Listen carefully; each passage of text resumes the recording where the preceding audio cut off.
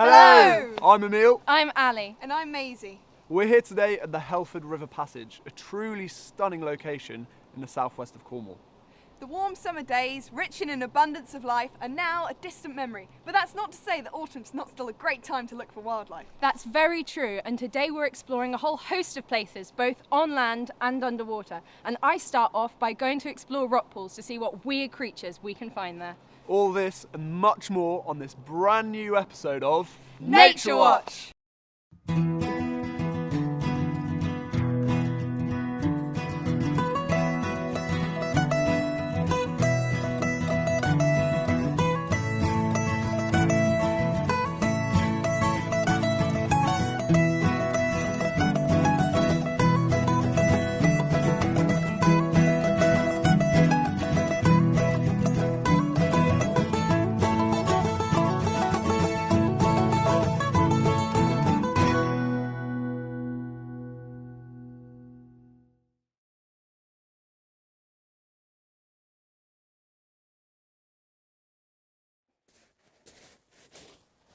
I'm here at Gilly Beach, a popular place for locals and students throughout the day, but less familiar at night.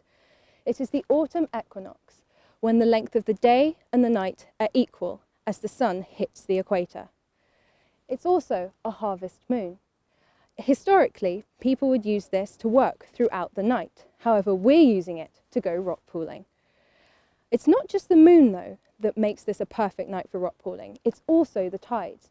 As the sun and moon align, they create a really strong gravitational pull, much stronger than normal, and this creates massive tides. And these really change the character of our coastlines. And as you can imagine, as these tides pull away from the coastline, they create even more rock pools. And at night, certain species become very active in these rock pools, and that's what we're going to go film today.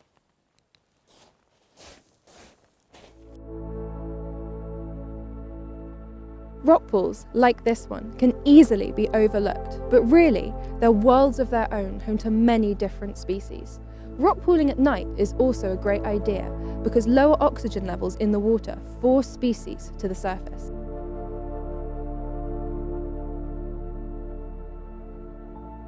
Anemones are abundant on the lower shore, and their long, stinging tentacles sway in the tide to catch their prey.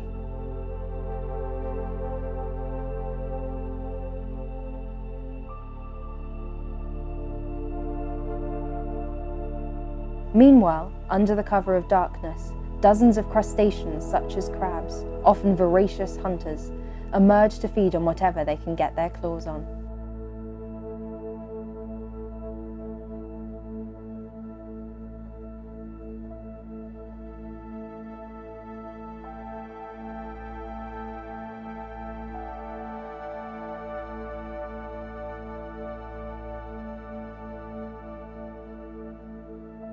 Predatory fish lie in wait at the bottom of the rock pools. Some even have the ability to change colour to avoid detection.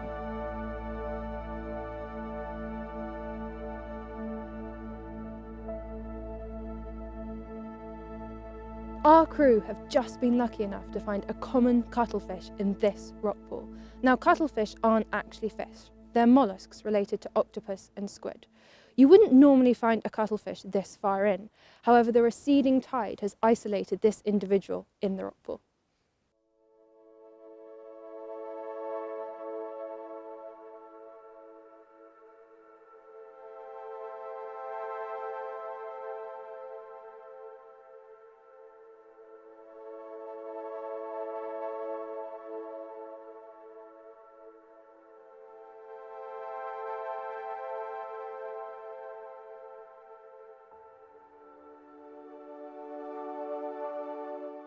Wow, that cuttlefish was truly magnificent, and I must say, Ali, I'm a little bit jealous that I wasn't there to see it. I'm not going to lie, it was a really cool thing to see, and we were actually really surprised to find one. But even if you don't see cuttlefish when you're going rock pooling, you can still find evidence of them along the shore. Do either of you guys know what this is? That's a cuttlebone, isn't it? It is a cuttlebone. So this is the internal shell of a cuttlefish, and it's a great source of calcium. So people harvest it as food for pet tortoises and pet birds. That is interesting, and actually I really can't wait to see what you find when you return in a day. Me neither, but before we head back to the shore, we got the opportunity to go to the east of Cornwall to get up close and personal with my favourite animal, a creature you'd normally find at night, but we got to see it during the day. Bats are fascinating creatures. There are approximately 1,300 species worldwide, and 17 of those live in the UK. Unfortunately, bats are declining globally, and 25% of species are currently threatened with extinction.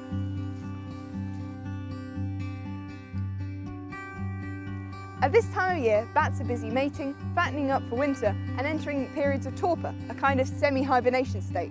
To find out more and to hopefully see some bats, we're going to join Cornwall Bat Group on one of their regular bat box checks before hibernation sets in.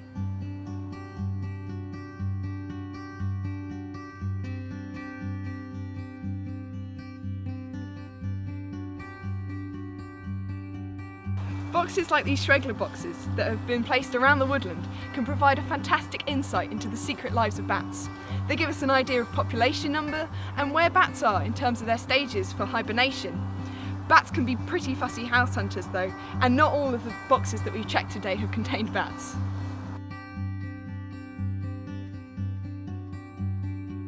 So it's not just bats that use these boxes. In one of these boxes we found a failed blue tit nest with all the eggs still inside. And it's really interesting to see kind of the materials that have been used to make it, because there's not just feathers and moss, there's also some synthetic fibres as well.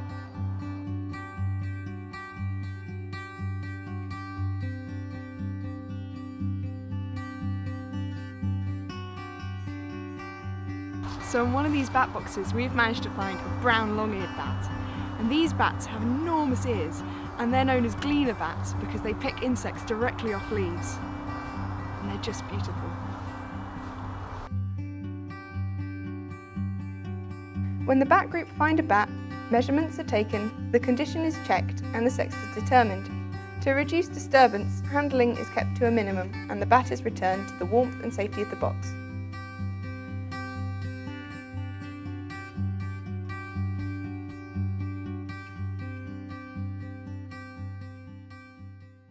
That bat was really adorable, but it always surprises me the way some people are scared or disgusted by bats. Yeah, and they're such fascinating creatures.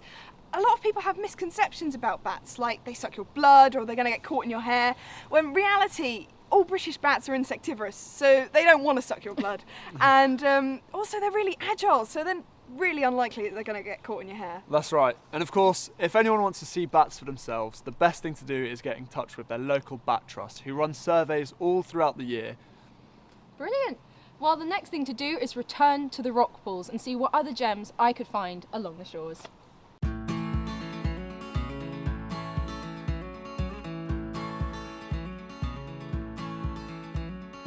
After a night of rock pooling under the harvest moon, I'm back at Gilly Beach during the day to explore and see the creatures in their full glory. I've not been here long, but I've already found an array of species. Now here we have a spiny squat lobster, and just look at those beautiful colours. And this is actually quite a rare find on Gilly Beach. And despite its name, it's not actually a lobster, it's more related to the hermit crabs. And this guy can swim very fast. With just a flick of its tail, he can shoot across the rock pools.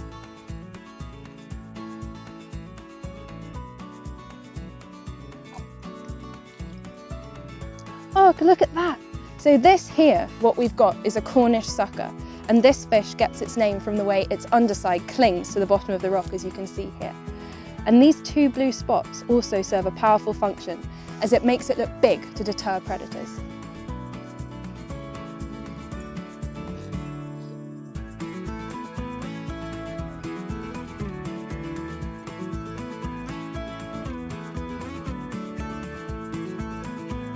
Looking through the seaweed just here, we just found this pipefish. Now this, as you can see through the seaweed, it really blends in with its elongated body. It's actually related to seahorses, and as with seahorses, it's the dad that brings up the kids. Another cool feature of the pipefish is its snout, which it actually feeds with. It sucks its way through the rock pools, sucking up any little invertebrates it can find. Here we have what is probably our best find of the day. This is a top-knot flatfish. Now, while it may appear that we're looking at the top side of the fish, it's actually its left-hand side. It spends its entire life with its right side down and left side facing upwards. and it's actually got both eyes on the left-hand side of its body. What a time it's been, but as you can see, the tide's coming in, so we're going to call it a day. But this really has served as a reminder that rock pooling is a great way to explore the hidden worlds of nature. Some more awesome finds, Ali. It was really good fun, and actually rock pooling is really easy too. All you need is a pair of wellies, an ID guide, a bucket, and you're good to go. Or you could join one of your local survey groups, such as Shore Search or Capturing Our Coast, for expert guidance on what's in the rock pools. In this episode though, we're not just stopping at the shore. A few weeks ago, the crew and I went one step further and delved into the hidden depths of the wildlife off our shores. We're here at the Silver Steps dive site at Pendennis Point today. Although the town of Falmouth is just behind me, you don't have to come very far at all to get your fix of wildlife. What I've got here is called a mermaid's purse. This is actually the egg casing for a species called the lesser spotted dogfish, which are common here at Silver Steps. The dogfish will actually develop in these for up to 10 months before they're 5 inches long and fully able to fend for themselves. We're going to go for a spot of snorkeling today, and I'll be following a really experienced diving crew. They'll point out any interesting species in the water, and we'll take a look to see what we can find.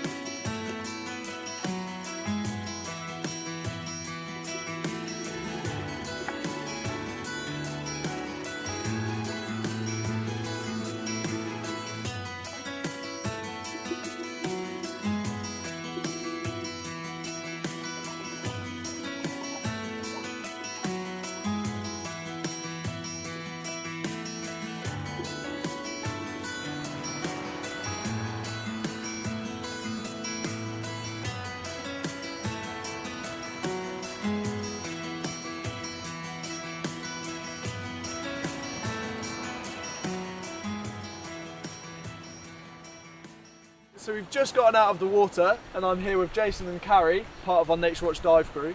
How did you guys get on? What did you see in the water? We got on really well. We saw a load of corporate wrasse, males and females playing around with each other and going in the sand and spitting it out. It was just fantastic. Really Wow.